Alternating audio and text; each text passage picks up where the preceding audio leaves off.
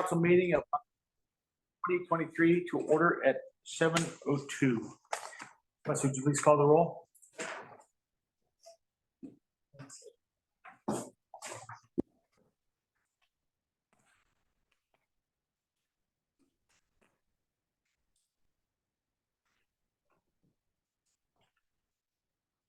Okay, now let's call it.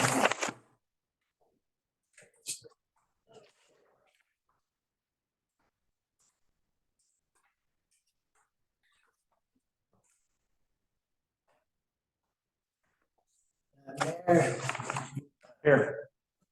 Lockenberg, Here.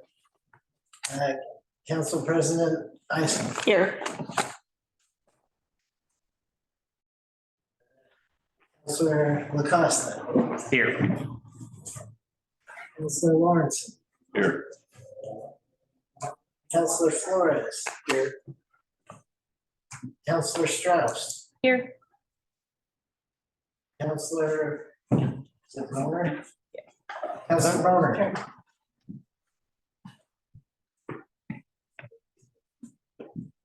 Yeah, please rise for the pledge of allegiance. Pledge allegiance to the flag of the United States of America and to the republic for which it stands, one nation, under God, indivisible, with liberty and justice for all. Finally, a full house. No, we're not used to like looking out and seeing. I know, it's awesome. I want to thank everyone who took time to attend tonight, and any guests who are physically present need to fill out the meeting sign-in sheet if you have not done so already. We're running a hybrid meeting to continue to allow those who want to attend remotely can do so. Cut down on background noise and feedback. Remote attendees should mute themselves while not speaking. Staff members and guests on the agenda will need to unmute themselves to give reports to council. Audience members may unmute themselves to speak during the public hearings and during citizen comments. First item on the agenda is council minutes. Any questions, comments, amendments, discussion? Hearing none, I'd entertain a motion. I move that the governing body of the city of Halsey approve September 12th city council minutes as submitted. Second. All in favor? Aye. Opposed? Motion carries. So the financial report, is that still delayed? Yeah, we'll do that next meeting. Okay, We did reconcile the zero, but we're having issues with the software okay, and we have help tickets in. So okay. Are there any adjustments on the agenda for this evening? no. Can I ask a question? Who seconded the minutes? I did. Thank you. Okay, so did you want to They'll be under the. present them? Okay, that's what I was thinking. Okay, next item on the agenda is delegations. And I spoke with the deputy, and he is going to be a little bit late. There's another meeting he has to attend. We're here. But we also have the Community Services Consortium. Hello there. Thank you for having me on your agenda today. I'm Peggy McGuire. I'm the Executive Director of Community Services Consortium. And Community Services Consortium is the state and federally designated community action agency that serves Lynn, Benton, and Lincoln counties. And I wanted to come before you tonight. I have a little packet, a little slide packet in your agenda packet. And just explain to you a little bit about what I have in mind and be able to answer any questions for you, because I'm going to ask for your support for a resolution. So what is a continuum, continuum of care, and why do we need one? It used to be that any entity that wanted to apply to HUD for continuum of care funding, when they would put out a national NOFA, could apply. But over time, and particularly by 1994, HUD said that you must belong to a continuum of care, and that continuum of care must sanction your application. So you can't just randomly apply for funding. So if CSC says, well, we just want to apply for some funding, we currently have to go to the Rural Oregon Continuum of Care and ask permission to apply. And then we go through a process, a vetting process, where all of the partners in the continuum of care agree whether we can apply for that funding or not. So I gave you a little bit of information about who makes up a continuum of care. You can see it's quite a laundry list of different entities. But theoretically, what you've got is everybody at the table who knows a lot and cares a lot about the issues of homelessness and housing. So theoretically, you would have everybody who touches that process, from people who are precariously housed and the landlords who may work with them and the social service organizations who may work with them, all the way through the affordable housing developers who are building affordable housing in your community, the housing authorities, the mental health providers, variety of social service providers. And they would all be at the table talking about this issue and planning how they were going to address this concern in the community. So a little bit about the continuum of care structure. A continuum of care gets to name itself. We get to say, we want to be a continuum of care. These are going to be all the communities that are in our continuum of care. This is how we're going to govern ourselves. And this is what we're going to do. There are certain requirements that HUD has for us. For example, we have to have a homeless management information system, and they only sanction several of those different systems. So we have to adopt one of those, put all our data in those systems for reporting, and HUD extracts that data and they roll it all up to national information that they present to Congress. We have to run a point in time count. And that you've probably heard a lot about. There's been a lot of information in the news about that over the past couple of years, because everybody's looking at that and saying, how many people do we really have in our community who are homeless, and how do we know? Well, theoretically, the point in time count would tell you, but that's kind of a flawed process, which is a long story for another day that could be all its own presentation.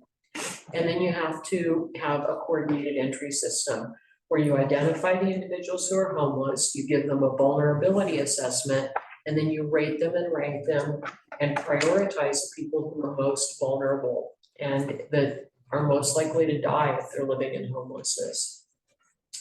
So CSC is already doing all those things for our area. CSC is my agency, and we're already doing all those things, but we are part of this Rural Oregon Continuum of Care. So what got me, there's one other slide that comes before that. There's also a little rating and ranking process that HUD does, and that's what that little round symbol is that I have for you here. It shows the things that we're graded on, and I'll just tell you that the Rural Oregon Continuum of Care is graded very poorly. And when we submit any kind of a proposal to HUD, no matter how good the proposal is, they apply the report card for the continuum to that proposal. And so we consistently rank lower than a lot of other communities in the nation. And the risk you have when you're ranked lower is that your funding can be taken away from you and given to other places like Chicago, Los Angeles, San Francisco. So being part of a poorly performing continuum is not a good thing. I also gave you a little map of the Rural Oregon Continuum of Care. All those blue counties are the Rural Oregon Continuum of Care. There are 26 of them. The gray counties are the distinct continuums that exist right now. And it became pretty clear what the governor is intending to do going forward. When she came into office, she issued Executive Order 2302, which said homelessness is a state of emergency, and I'm going to directly allocate a bunch of money. And she set aside more than $100,000 to go to those gray counties. They split that $100,000. And she said, oh yeah, homelessness is kind of important to the rest of the state too. And that's the rest of the Rural Oregon Continuum of Care. And no money was associated with that to address the issue. So that got me pretty fired up. And what really bothered me was when I began looking at the allocations, Jackson County got a direct allocation of $8.8 million, which is more than our entire Tri-County area got. We only got $3.5 million allocated to us. And that came through Senate Bill 5019, where the legislators said, oh yeah, we got to take care of these other counties too. So the governor has been pretty clear, she intends to continue sending money through continuums of care. And if we don't form our own tri-county continuum, we're gonna continuously see that same experience happening to us. We're gonna get left out of the direct allocations. So I started on this process.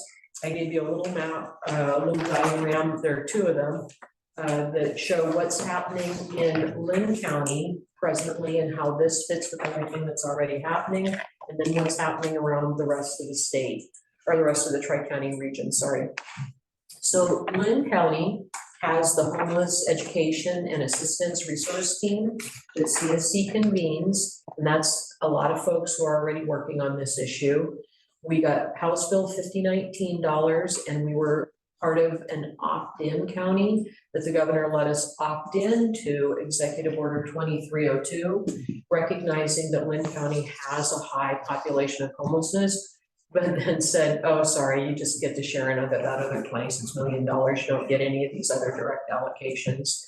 So we are an opt-in county. We have a MAC group, which is required, a multi-agency coordinating group that works on these issues around homelessness. That's already got all the right players at the table.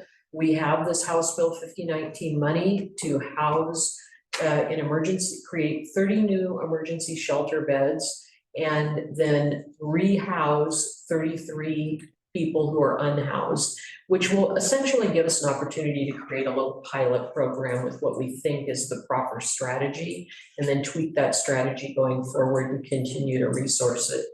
But what I'm hoping is that at the end of the time of that period, which is the end of 2025, or the end of the fiscal 2025, so June 30, 2025, that then the rest of this work will continue on as part of that continuum of care. And all those same folks who are continuing to do that work will just be part of the local continuum of care. I have a little map on the back, which is very difficult to read. It's got a bunch of dots on it. The most important thing for you to know is that the Lincoln County consultant who did the work of the House Bill 4123 work in Lincoln County mapped all the social service organizations, all the organizations like the police department, the fire department, the library, the EMTs, the faith-based organizations, everybody who touches homelessness, and that's what the map looks like. And the most important thing to know about that is we have that same kind of network of services happening in Lynn County. We're just not doing a very good job of capturing the information.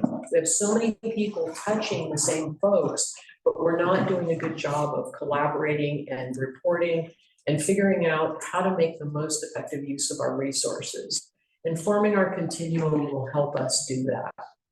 So I gave a little laundry list of things I'm gonna need to put together in a packet to give to HUD. So they didn't think that I just cooked this up on my own in my garage and said I'm gonna start my own continuum of care, but that I can demonstrate that the communities that are represented in my service delivery area are supportive of this effort. And we are fortunate in that Marion and Polk counties did this a little bit ahead of us. They ended up with a $10 million direct allocation to that executive order. And they were the first two counties in the nation to do this work. HUD said, well, we don't know how counties can come out of a continuum. We only know how to merge continuums. And so they hired a technical assistance person for the Portland HUD field office, hired a technical assistance person for Marion and Polk counties. They created a path to do this. They're their own continuum. They're building their resources because they've pulled out of that rural Oregon continuum of care. And they are doing well, and they have been very kind and generous with us, describing all the steps that we need to follow to go through. So I've listed out those steps, and the first piece of that was in July. We had a tri-county stakeholder group that voted to do this. And we will, and now I'm making the rounds to all the city councils and asking for support through a resolution to continue on this path. And I'll put all that information together in a packet and deliver it to HUD. And by this time next year, hopefully we'll be our own continuum. I'm happy to answer any questions. I also gave you my contact information because I deal with this stuff every single day. And I live in it and I geek out on it. And if you are not used to this, you may have lots of questions. I'm happy for you to contact me offline and talk about this too. Any questions, comments, concerns? Apologize, I haven't really gotten a chance to read through this, but 3 counties. Lynn, Benton, Lincoln. Yes. Okay, so it's the same as we're doing through. Yes, and we seem to be aligned on many things. Our coordinated care organization is Lynn Benton Lincoln, our council of governments is Lynn Benton Lincoln. My agency was chartered by each of the 3 governments of Lynn Benton and Lincoln counties to do anti-poverty work. So it just seemed like a natural fit for us to move forward together on this. You're trying to get information together through, you said, through everybody that touches this issue. I can tell you it's hard. Yeah, it is. I work with Sharing Hands, and we deal with homeless, yet for grants, they ask us to report it, but we are not allowed to ask. And people don't tell you. And so how do you report it? And so there's going to be a serious shortage on any count. And they're not counting the people that are couch hopping. Yep, you're 100% right on all of that. Yep, you're singing my song. And I'm really hoping that this Tri-County Continuum will really help us work together better to track those individuals. Because they may not report information through your reporting system, but they may be working with other organizations that will be in the reporting system that are able to capture the data. I have a question, but I don't know if you can take public comment or question. Yeah. So you're gonna laugh. I'm actually the former McKinney-Vento liaison at this. Oh my gosh. So we actually work together. So that actually is homeless families. So I actually track homeless families at Central Lynn. So that's preschool through 12th grade. And we had, I can tell you, I had 65 families last year, which is a lot for our little school district. And most people don't know that. It's all private, confidential information, but I can share that. That was last year's number. So we use community consortium all the time. I refer you guys constantly to our families for energy support when they need help with bills. We have a lot of families that can't, their plumbing gets clogged. You know, there's things that happen with their electricity, their plumbing. I always refer you guys. So I just want to let you know that that's what's happening in our personal community here. We do use them all the time. So, and they're super nice and helpful whenever we call them. They're good folks. I knew the number was high, but I didn't know exactly what it So was. 65 isn't the highest. We've been up to 80, almost 90 before. Yeah. But yeah. And in any official count that we get for the point in time count, most of us advocates pretty much agree that those counts are only 25 to 30% of the true homeless. Yeah, because the largest percentage, my understanding, the largest percentage of homeless in our community are couch surfing. They're sitting on, sleeping somebody else's house temporarily, maybe a couple of weeks, and then they're off to somebody else's house. I would agree with that and also say it's a lot of minors. So we have a lot of unaccompanied minors who are couch surfing. Well, the other thing too is that generally in smaller communities, we're very loving about our neighbors. And we tend to say, hey, listen, why don't you guys stay with us instead of letting people sleep in their cars or sleep in a shed or sleep out on the streets or whatever. And so those numbers of people who are doubled and tripled up are very high in small communities. Or come and stay in my little travel trailer in my backyard. And a lot of those folks don't end up getting covered as homeless.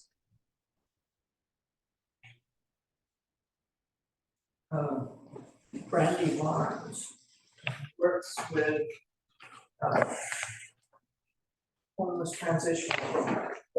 I'm donating a whole bunch of stuff to that program. And from an estate. Thank you. Yep, Brandy's one of our staff members. So Thank you very much. All right, well, thank you so much, and please don't hesitate to give me a call if you have questions. And look forward to hopefully getting a resolution from your support. Thank you. And Thank you. thanks again for having me on your agenda. Thank you, Peggy. Sorry to sneak in. He's hiding back there. He's hiding. Just hanging out. So we'll just, go back to him.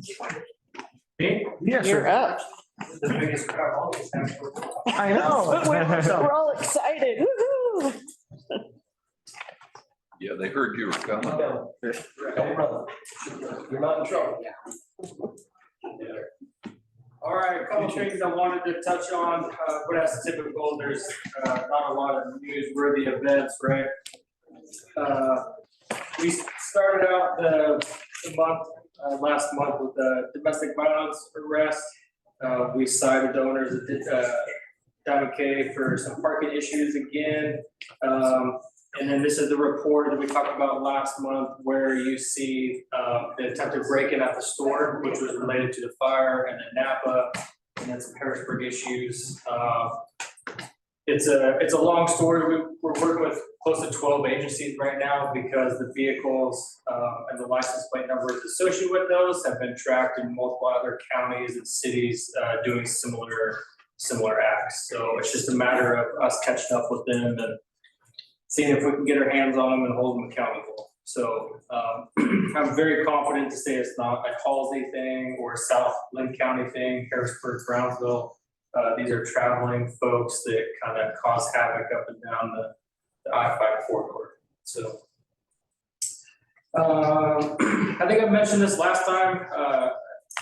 It's really cool for me to see self-initiated calls when nothing's happening. So when nothing's happening, guys are trying to make stuff happen. So over half the calls in September were self-initiated with traffic stops or some sort of deputy just getting on the radio and making some type of contact or doing something, which is great to see. So 24 out of 42 calls were self-initiated. Wow. One thing I wanted to talk about too, because it's coming up more, it comes up in the spring, right? And it comes up in the fall when weather starts to turn and grass starts to get really high. We start to deal with public right-of-way parking issues, boats, trailers, disabled cars, stuff like that. So we're starting to address a lot of those based off of complaints from the citizens or city staff. Those issues are typically complaint driven. We don't search out vehicles parked with tall grass near it, but if it's brought to our attention, we're asked to address it. We meet with all the cities quarterly, and something that came up last quarter was trying to get all the cities kind of on the same ordinance. So each city doesn't have something different. Deputies are trying to track and go through websites to find municipal codes. All the cities are just kind of even when it comes to parking. In regards to time, Halsey's city municipal code says 72 hours. So just can't be parked longer than 72 hours. That's pretty much it. So three days and you have to move it. Some of those things the other cities are adopting, I just want to throw it out there. We can talk about it more and go more in depth with it. There's two things: 48 hours if it's not parked adjacent to what the registration shows, which is helpful because a lot of people park cars that they've received or purchased, but they're not putting them in their name or getting them insured or registered. And so that gives us a little more teeth when a complaint comes about to try to get them to move that car. And then another one is 14 days if it is registered, which would actually extend kind of what Halsey has now. So it would go from 72 hours to 14 days if it's registered, or if it's not registered, just 48 hours. And what this is trying to address really is just parking lots on public right of ways. I did this yesterday. One home, 1,400 square foot, 3-bedroom, 2-bath house, had 15 vehicles parked on public right of ways. 2 of them were registered to that address. And so this kind of gives us some teeth when we start getting complaints, crashes at intersections because they're parking too close to stop signs or whatnot. It gives us a lot of teeth when we get a complaint to say, hey, you need to move it, and here's why. And the why is really the municipal code. And so, like I said earlier, we don't cruise around looking for a vehicle that's been parked for a long time. But if we receive a complaint from citizens or it's coming down from City Hall, it gives us a little bit more teeth to address, if that makes sense. But that's kind of, there's other things we're trying to get all the cities on the same page with. We can go with the curfew violations, dog ordinances. We're trying to make it easier on deputies and then try to get everybody kind of on the same page, if that makes sense. So anybody have questions about what was in the report? I have a question about what you just talked about. That's just for right of way parking. That's not like if the car is out of the way and. Correct, so that's only public right of way parking along the street, yeah.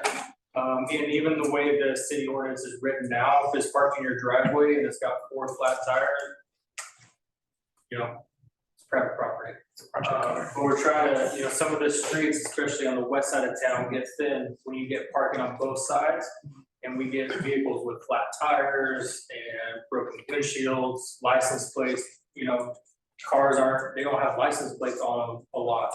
And kind of the way the ordinance is now, if I ask you to move your car, you can just push it back kind of 10 feet and there it's moved, right? But that doesn't change the fact that it's still registered to Arizona, doesn't have a battery in them, under the hood, and we got 3 flat tires. And so what it comes down to is kind of neighbors, trying to make areas more livable and clean. Like I said, just helps us if an issue arises by having kind of those caveats in there. I spoke with Sergeant this evening about this issue, and he sent me some information from Harrisburg and verbiage that they have that I can forward to everybody. Contacted Harrisburg briefly, and they said it has helped them considerably. Instead of having that playing whack-a-mole, well, I moved it 5 feet. Okay, but it's still a problem, So I think at some point we need to probably sooner rather than later address that. Talk about it Saturday. So we talk about it Saturday. I just, again, I'll touch it on the third time, because I don't want it to seem like we're pressing this issue. These are complaint-driven issues, right? We are slammed every day with all sorts of stuff. We are not actively searching for parking issues. But if something comes to me and I'm asked to address it, this helps me address it. That makes sense. Yeah. Anybody else? Thank you much. All right. Thank Be you. safe.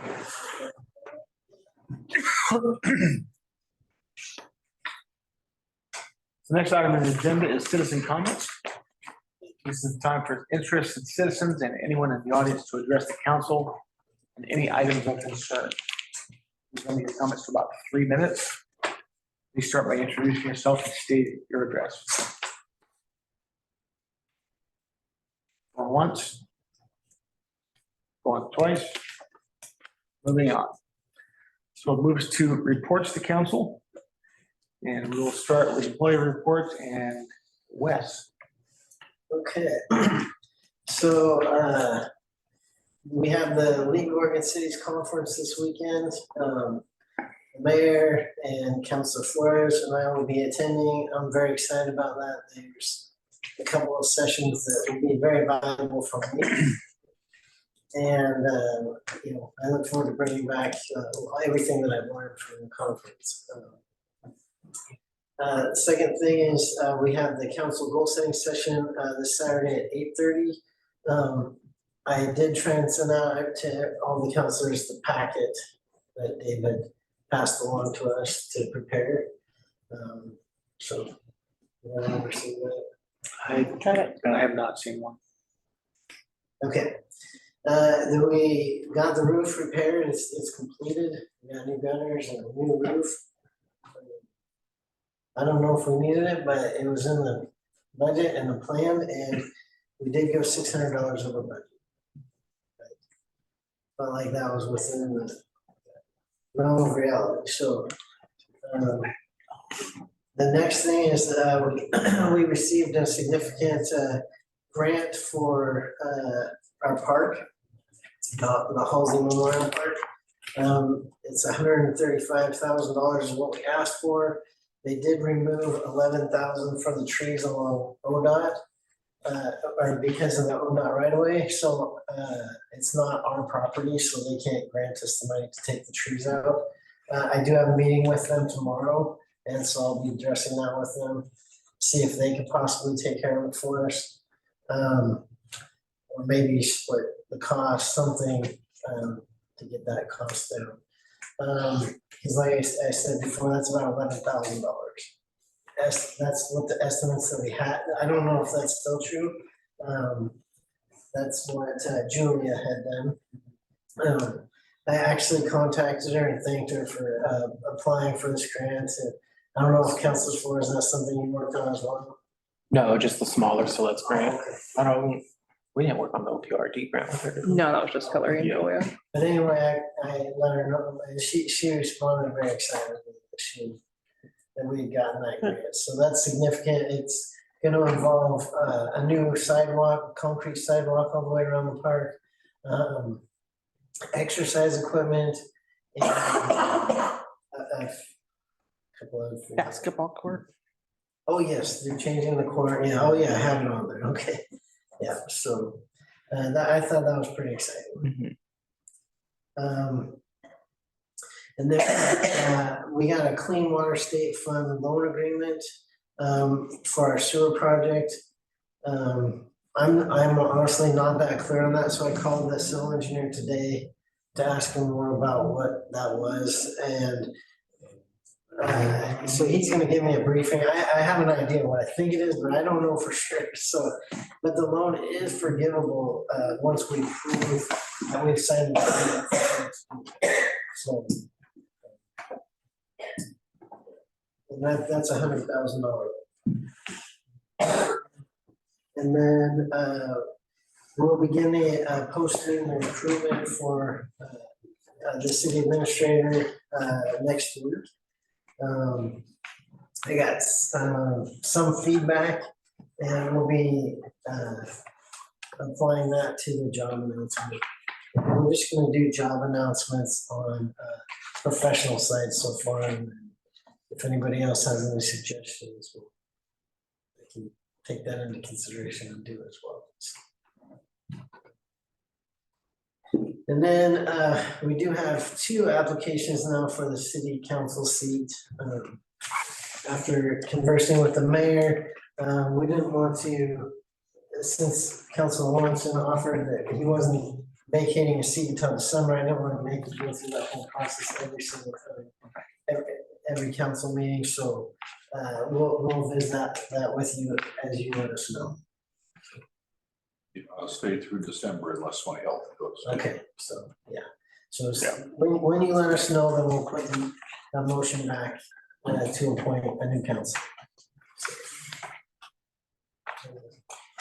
Any questions? Thank you. Questions? Oh, I have a question, I'm sorry. As far as going to Eugene, are we carpooling, or are we just kind of, well, you live in Eugene, right? No, I live in South Salem.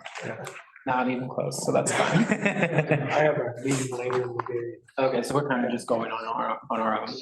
Okay. so we'll definitely meet up down there. Okay. Okay, moving on. Public Works, Andy. Yep, can you hear me? Yeah. Yep. Perfect. So we had a little meeting with Civil West Engineering regarding the new well 69 that we're planning for. We had a meeting and we talked about different things about what to plan for.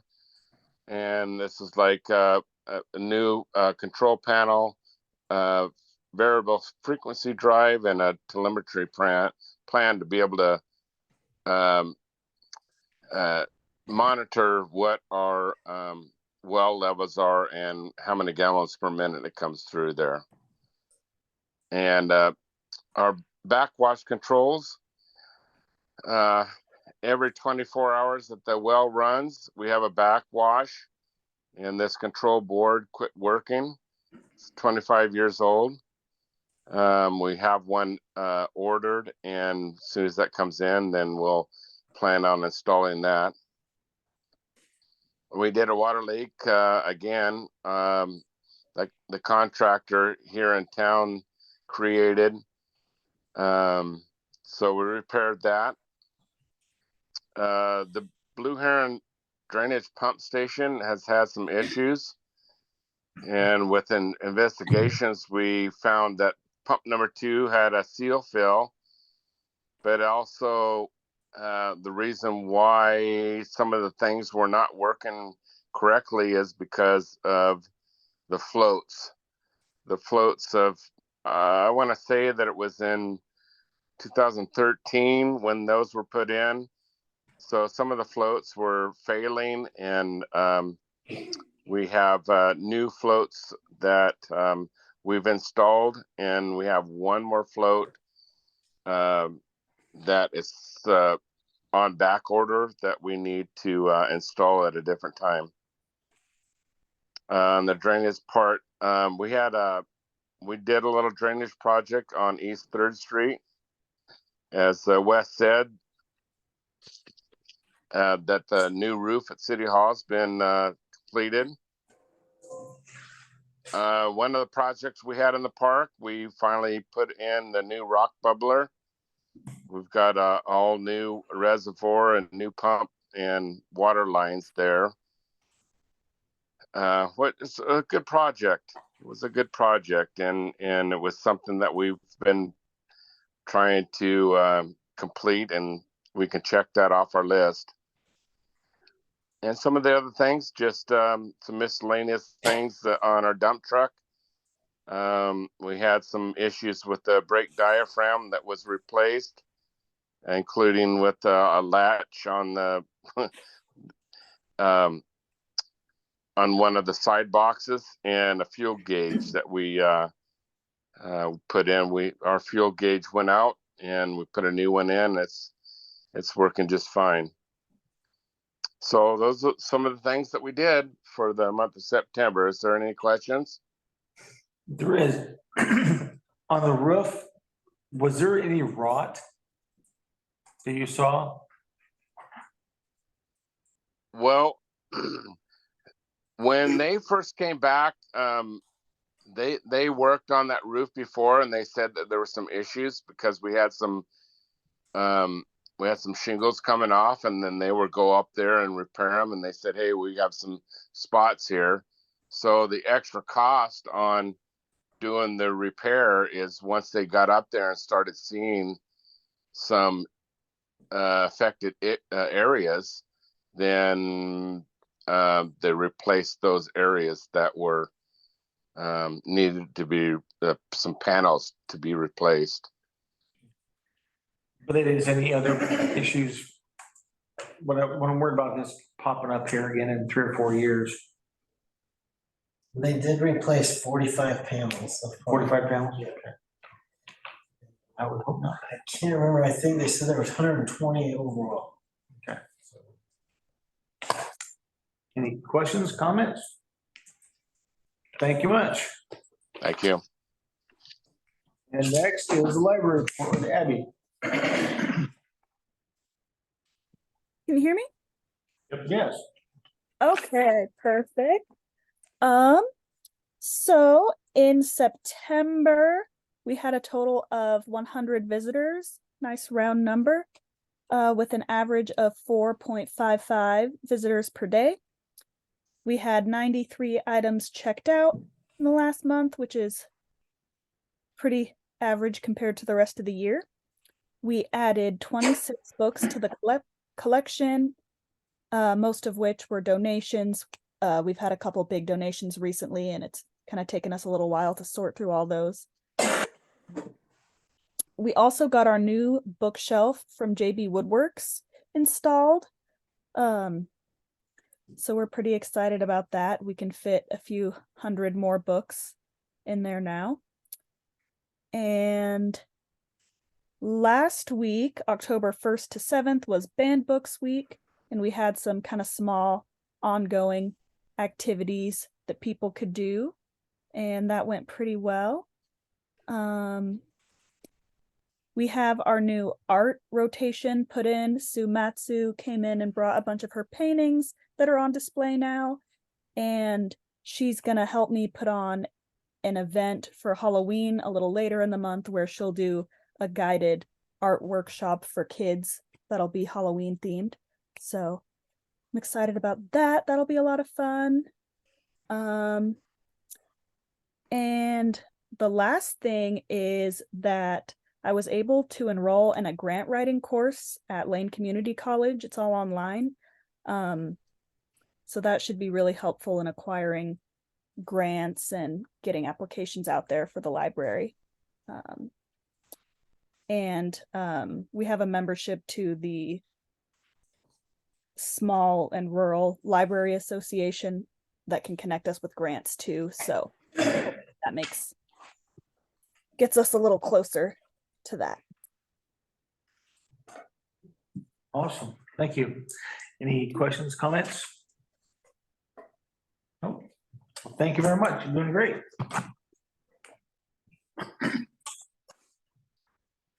The next item is reports to council. We'll start with Councilor Renton and sharing hands. Well, Sharing Hands is still serving over 300 families. But some of the state funding has gone away and the grants have become more difficult. Our pantry was literally empty last week after Friday. Refrigerators, freezers, everything was empty. First time we've hit that in a long time. So there's a big need out there. You know, I encourage the community to help where they can. We need volunteers to help with the food bank, with the store. And we have started our construction project. We're building the new food bank attached to the store there in Brownsville. So starting putting forms in tomorrow, having fun in the rain.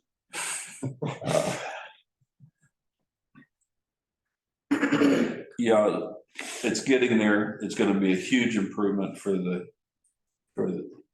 food bank because they'll be able to deliver the food directly into the warehouse.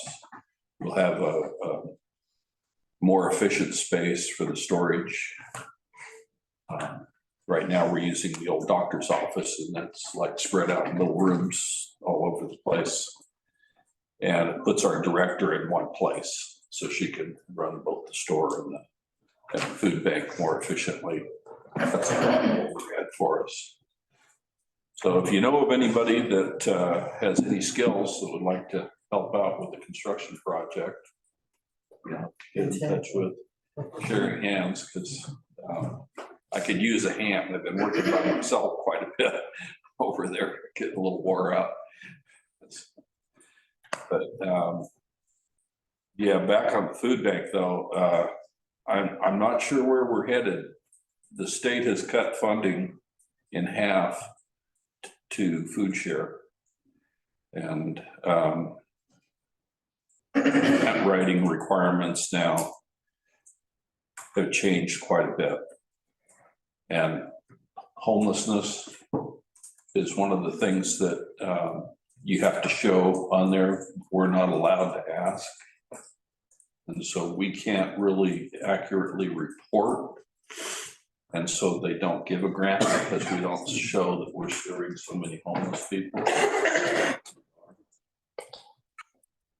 So funding is getting difficult and we pay for the food. It's, you know, it's not like it's just given to the food bank. Roughly $1,500 a week goes in food. We've had to ask our clients to only come in every other week for food. We have families of like 8. And they can only come in every other week to get food. And I know they have more need, but we run out. So something's going to have to happen. If you got any clout with the state legislature, that would really help.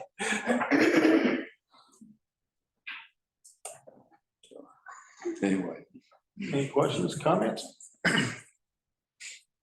Well, thank you again, and you are the hardest working person I know.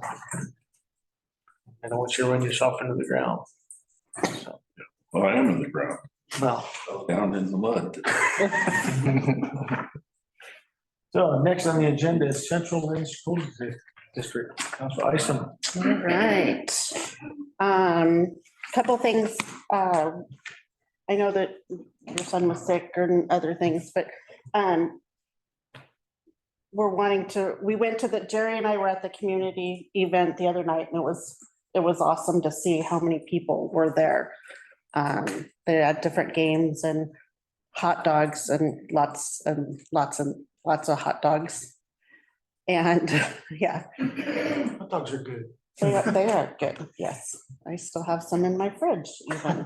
So, anyways. I don't know what else I was gonna say. But I've been telling you guys how they've been doing the new classes and stuff out at the school. And so I figured instead of just listening to me, I invited some students and their teachers here tonight to be able to show us some of the stuff that they've been doing and give us a little presentation. So this is Ryan Geider and James Shannon over here. James over there. I'll stand up. I like to stand up. This is too long.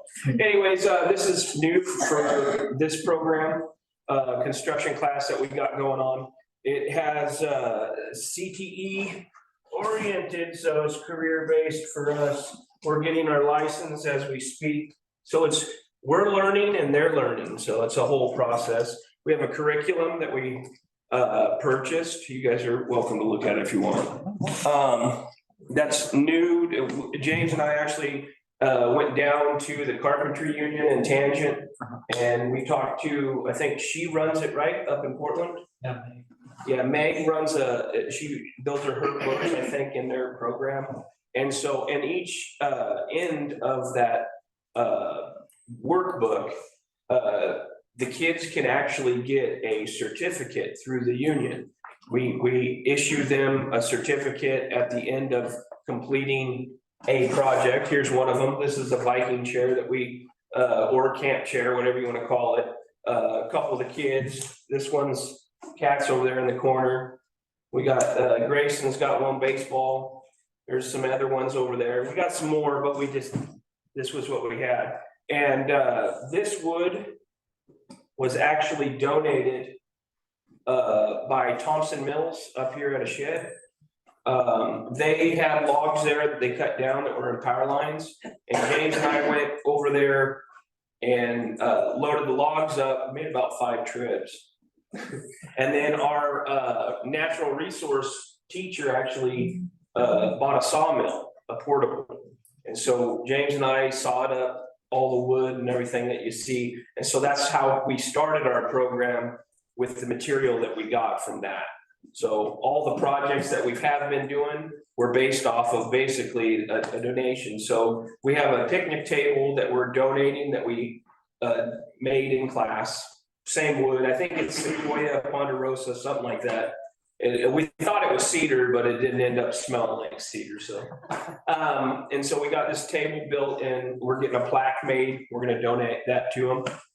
And the real big thing is for us is we want to be a part of the community, and we wanted to come and tell you, and Isom's there too, and just let you guys know that we want to help in any way. And like you said, you help. I heard you. And we'll talk and we'll get some. We know what strong backs and weak minds. That's right. And a lot of these projects that we got going, we got another one coming up here soon. We're just waiting on the final. We got plans drawn up by, is it Todd Carroll? Is that right? Yeah. David. Yeah, David drew us up some plans. We're gonna build a storage shed for food. For our cafeteria, so that we can extend the weight room, so that we can provide the kids with a better, larger weight room, and then have a nice facility for the ladies to have their food in. And we're just excited. We got just about a week ago, 2 weeks ago, we got about $6,000 worth of Milwaukee tools from and we're ready. And so what we're doing is starting small with smaller projects. And the next one we got going is we're building a small house, actually, that you can fit on a desk, but all the parts are there that we're starting. And so we're gonna then let the kids follow that suit and stuff like that. Because I believe that there's jobs out there. You don't have to go to the secondary education. It is education, don't get me wrong. But what I'm saying is we can also get into a trade and make money and do that. And I want these kids to at least take something out of this class where they can go on anywhere they go and have a voice and give them the ability to walk on and know what they're talking about. And so that's kind of what we're doing. And James and I we work side by side and try to give the best we can. We don't have all the knowledge, but we have people in a speed dial we can call, and we invite people to come in and talk if they're in the community. So. Showing pictures that I took the other night of the tables you Oh, guys yeah. have made. Yeah. What's that? Can we introduce the kid? How many students do you have? Well, right now, because we just started, we started with 7, and a few of them have left us due to reasons. But right now we have Kat, we have Cooper, we have Bristol, we have Grayson, and then we have our TA right now, and that's Jonathan right there.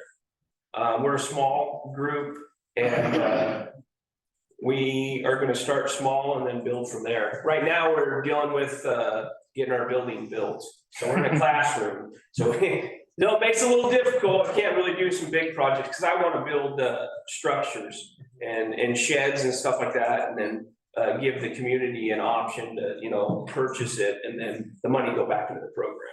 My big thing is just to keep money in the program, because I want this to continue, because I think that construction, electrical, plumbing, all that is where, you can make money in it. So I want the kids to realize that.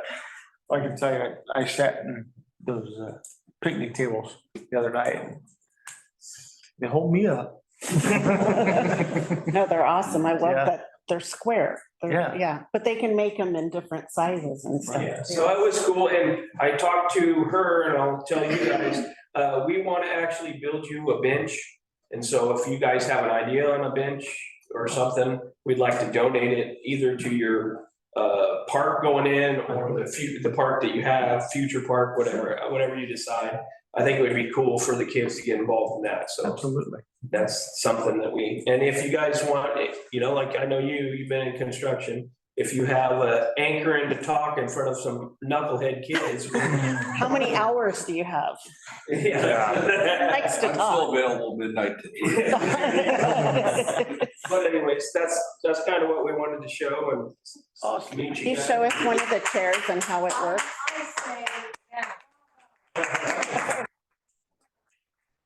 Thank you, guys. Will you show or have one of, Jason, did you do one of these chairs?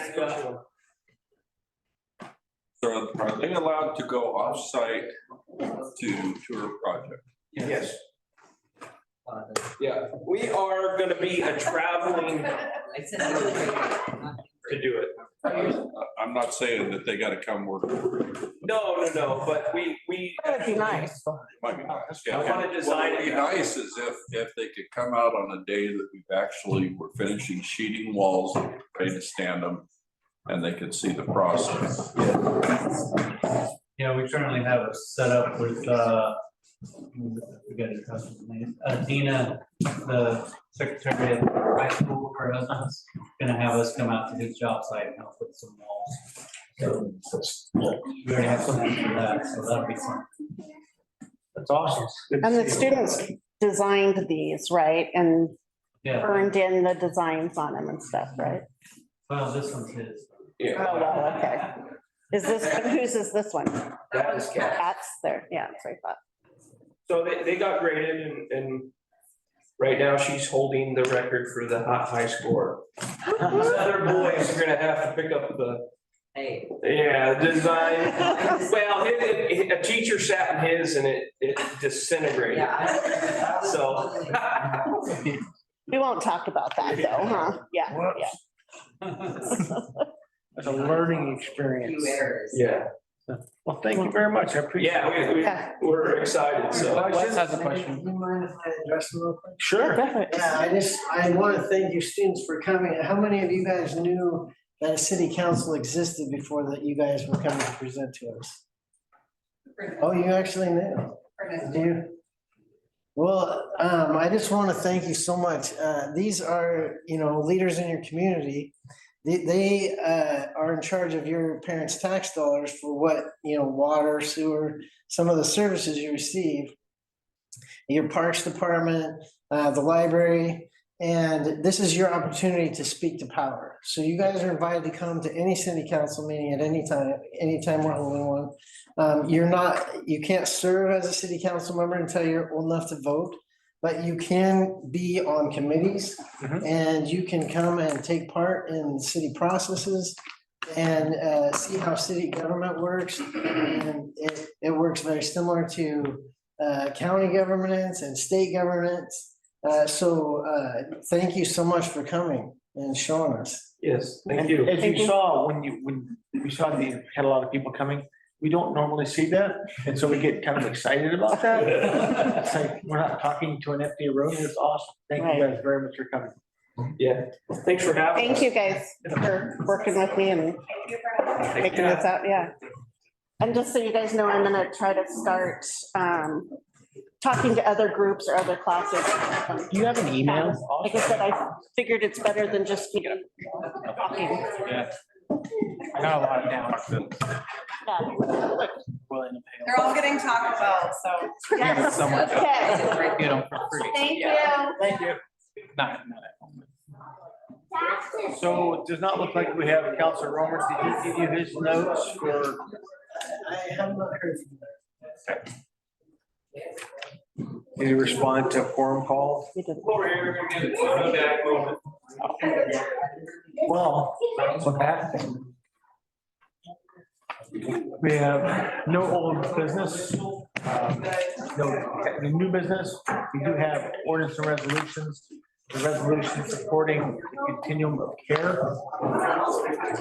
Is there any conversation or concerns? Questions? Other than supporting it and what we're saying, is there, what responsibility? Is there a financial time? There's generally no. I spoke to her briefly and there's not a. So you actually have the resolution in your Yeah. packet.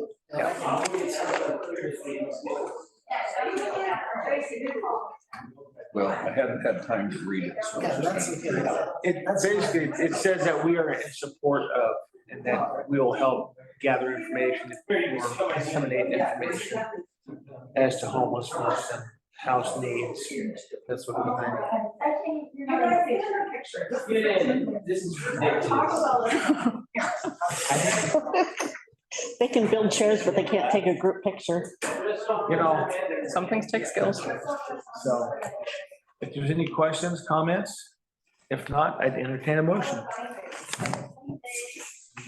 I move that the governing body of the city of Halsey adopt resolution 2023-727, a resolution by the mayor in support of continuum of care. Second. All in favor?